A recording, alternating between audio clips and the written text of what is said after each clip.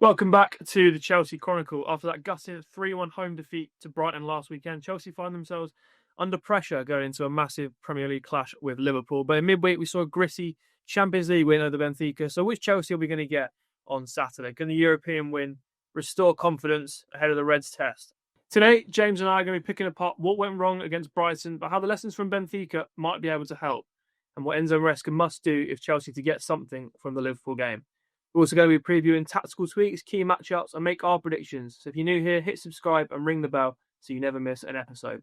Let's get into it. James, you were at the Benfica game last night. What were your initial thoughts on our first 3 points in the Champions League this season?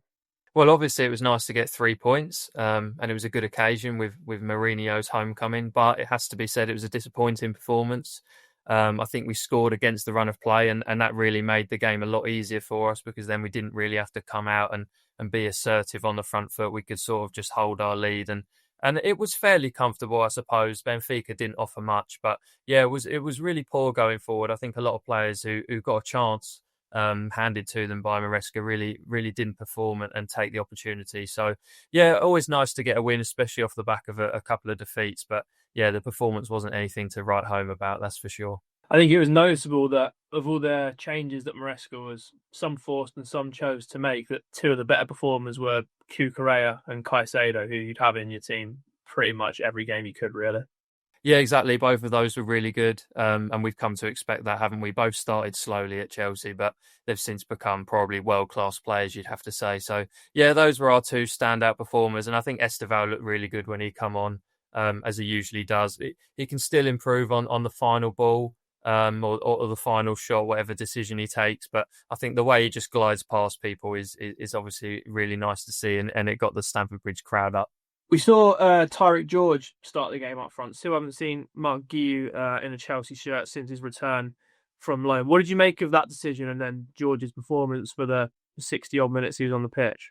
I think if I was Guiu, I'd be fuming, to be honest with you, because he's been recalled from what looked like a decent loan at Sunderland. And I think he probably would have been excited to come back to Chelsea, thinking, okay, Delap's injured and Palmer's had his injury troubles, so you could play Pedro in the 10 and maybe he'd get some minutes up front, but that's not been the case at all. I've seen some people suggest that maybe we're intentionally not playing him so that he can then go on loan again in January. I'm not sure about that. But Maresca obviously doesn't fancy him, especially if he's going with George up front, who's not really a striker. I think we could all agree that he's probably a left winger who wants to come in on his right foot. And he really offered nothing, to be honest with you, because Benfica was sat back and he's got a bit of pace about him, Tyrique George, so he probably wants to get in behind, but there was no space for that.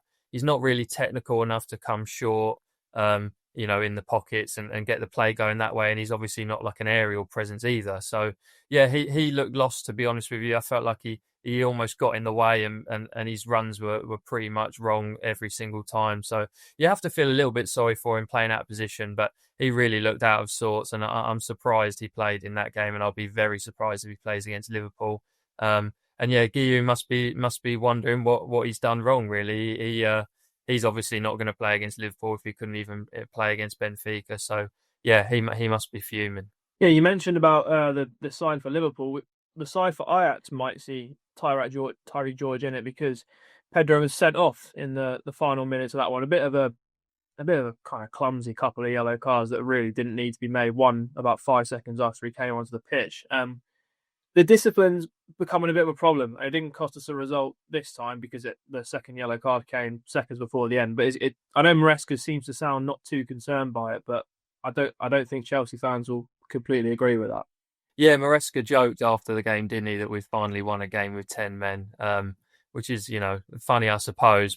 And it didn't cost us in this game because it was so late on. But again, yeah, like you said, just a silly mistake. It was a very high boot. He didn't need to win it in that area either. It wasn't like he was trying to stop a goal. It was in the other opposition half. So it made no sense to make that challenge. And the first yellow was daft as well. And yeah, it's becoming a bit of a theme, isn't it? I think everyone should be betting on Chelsea to get a red card at the moment because it's every game. Yeah, disappointing. It just sums up where we are, I suppose. Just a lack of discipline, and we look quite naive as a team as well. When anything can go wrong, you sort of expect it to go wrong at the moment. So yeah, we really need to nip that in the bud, especially against Liverpool.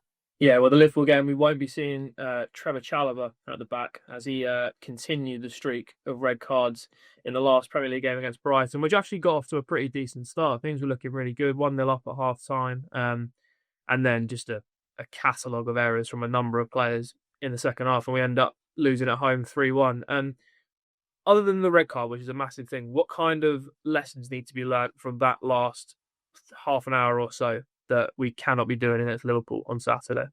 Well, I suppose the red card was the pivotal moment, wasn't it? We were always going to be on the back foot then, but I feel like that's one of the worst feelings in football is when you're watching the game because you're a fan and you want to obviously, but you just know what's going to happen, and it's not going to be you're not going to be on the right end of it. As soon as we got that red card, you thought, right, they're definitely going to equalise, and then as soon as they equalised, it was just a matter of time until they scored again, and eventually Welbeck gets his goals, doesn't he? So yeah, that was terrible, and I think, like I mentioned a minute ago, we're just very naive, very soft at the moment. You think about the great Chelsea teams of old. I think most teams would agree that that was a tough team to play against. Forget how good they were and how many world-class players we had, but you'd be in for a difficult match against a physical, tough, hard to break down team. Whereas at the moment, we look so open at the back and so easy to play against. I think even the smaller sides like Lincoln the other day will be looking at Chelsea thinking, do you know what? They might have some good players going forward, but we can really get at them. And Liverpool arguably have the best attack in the league, don't they? So while they can be got at themselves defensively, I think their attackers will be licking their lips. So I don't really know what Maresca can do to shore things up because the centre-backs available to us aren't of the highest order, but definitely something needs to be done to really shore up that defence.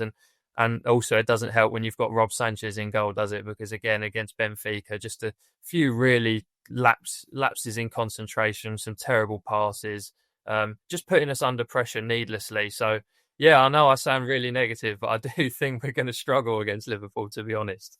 No, I don't think you'll be the only one. We ended the game against Brighton with, towards the end of the game, it was Hato and Achimpong at centre back. That doesn't feel like it'll be enough to keep out Liverpool. We saw Badia Shields start his first game of the season against Benfica. Would you be looking to start him, or would you potentially look to do something? I would like personally to maybe even see Reece James come across into centre back because yes, you're obviously going to be losing the attacking side that we have started to see again this season from him. That's been really positive. But in terms of a solid defender, I think you're just lacking two to put together at the minute. I think he could be an option there. Yeah, I don't mind the Reece James shout. I think the only concern you'd have about him is in the air because he's not the tallest player, but then I don't think Liverpool play that way anyway, so he should be able to mitigate that, and there isn't anyone stronger in the league than Reece James. So, yeah, I think that's a pretty decent shout, but I think he'll probably go with Badiashile, and that is probably what I would do. Do I think he's the answer to all of our problems? Obviously not, but there's a player in there. He's quite calm on the ball. He's like a slightly worse version of Levi Colwill, I suppose. He can be physical. He can, on his day, he can look like a very good central defender. You're always concerned, like most of our defenders at the moment, that there will be a mistake in there that could be quite costly, especially against Liverpool. But yeah, he looked okay against Benfica, kept a clean sheet, obviously. So yeah, I'd probably throw Badiashile in with Achiampong, but yeah, I wouldn't mind to see Reece James in there at all. Liverpool will be coming into this game off the back of two defeats in all competitions, Champions League and the Premier League against Palace. It might be a bit of an odd say this, but is this now a good time to play Liverpool? Because it's not been perfect from them throughout the season, despite the points saying so until last weekend. But it could now be a good time for us to face them at home as well. If you'd have asked me after the Palace game, I would have said yes, because I think Palace really exposed Liverpool in that game, and Liverpool haven't performed great at all this season. They just keep grinding out results, and Palace really proved that they can be beaten. So after that, I was feeling a little more comfortable, or confident rather. But then after they then lose to Galatasaray as well, I'm then thinking, okay, maybe it's going to go the other way now, where they've lost 2 games in a row. Can you see that Liverpool team losing 3 in a row? And they're really going to be up for it, probably even more so than they would have been because they've coming off back-to-back defeats. So I'm actually a little more nervous now that they'll be so motivated for that game that we could come unstuck. Yeah, no, I hear you. And the motivation's a big thing. So we beat Liverpool last season when they'd already won the league. It was a massive game for us. It wasn't really for them. But the way we won that game was taking it to them early, scoring after 5 minutes, like on top from the start. Is that, despite the difference of the two sides in the league right now, how we need to go about the game on Saturday as well. 100%. We can't be afraid. Look, attack is the best form of defence, especially against Liverpool, because we all know that they're great going forward and they're a bit shaky defensively. So if we can really take it to them, then we can unsettle them early on, and then we could even get a foothold in the game. And it wouldn't even surprise me if we can retain most of the possession in that if we really make a good start. But obviously, if you on the flip side, if you start slowly, maybe Sanchez makes a mistake or one of the centre-backs trips over or a misplaced pass, something like that, then the crowd gets on top of them. And then Liverpool, I think, would then really look to grow into the game, and you could see us, conceding a couple early. So, yeah, obviously, really important to start strong. And I think the Chelsea fans will be hoping for a really strong start, such that they can get behind the team rather than get on top of them like we've seen lately. The midfield battle is going to be huge for that game. We saw Caicedo and Fernandes start in the Champions League. Both look pretty decent. Lavia is sort of waiting in the wings to make his comeback. One of the big performances from him last season, of the few that he did make in the end, was against Liverpool. I thought he was brilliant in that game. Is this one that you would look to not rush him back? Because he's been back in training sort of 10 days to 2 weeks by the time this game will happen, but one that he could make a real difference if he brought into the starting team? Yeah, I don't know whether there's any truth to this or not, but it feels like Lavia always comes back against Liverpool. That seems to be the only team that he ever plays against. But no, I think I actually would throw him in. Why not? Yeah, he's people say, okay, you've got to ease him back and you've got to be risk averse, but he's available so little, unfortunately, that it feels like you've got to make the most of when he is available.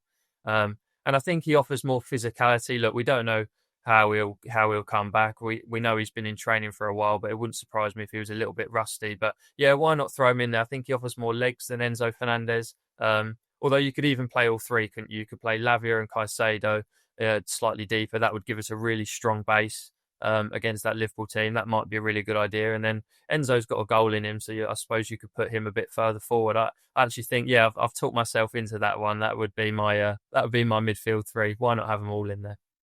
No, I think so. I've liked what I've seen from Buonanotte so far, but he looks like he's just going to play the role of coming when there's no one fit to play, which is fine. You can have players like that, but I think a game like Liverpool, you need to be having players who can really win the game for you. In terms of predictions, then, what are you going to go for? You didn't sound too positive at the start of the episode, but I've seen you coming around a little bit. But are we going to get anything out of this one? I'm going to go for a 1-1, actually. Yeah.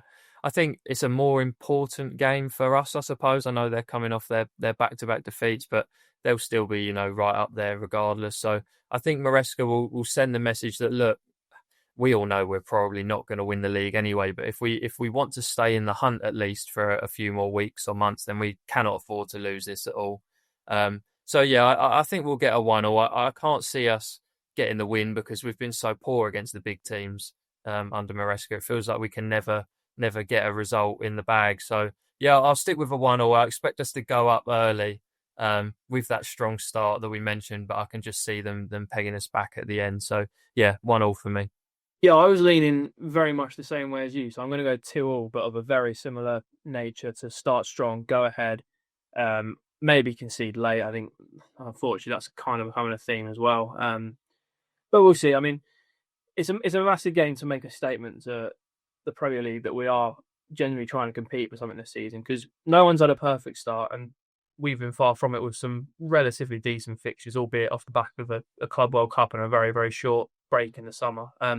But I think it'd be a really good game to make a statement to the rest of the league and say we're not finished from the success of the summer in the Club World Cup, and we can actually do something in competitions that everyone thinks that matters, and not just us. But we'll see on that. Okay, that's where we stand ahead of Chelsea against Liverpool. Big game, big pressure. If we want the league to matter, like I was saying, we need to bounce back hard, and this could be the perfect opportunity to do so. Tell us below in the comments, what change do you think Enzo Maresca must make against Liverpool, whether that be shape, personnel, approach, anything? Let us know. If you enjoyed the show, smash that like button, subscribe and hit the bell, and share it with your fellow Blues. Thank you for watching this episode of the Chelsea Chronicle. See you next time, and come on, you Blues.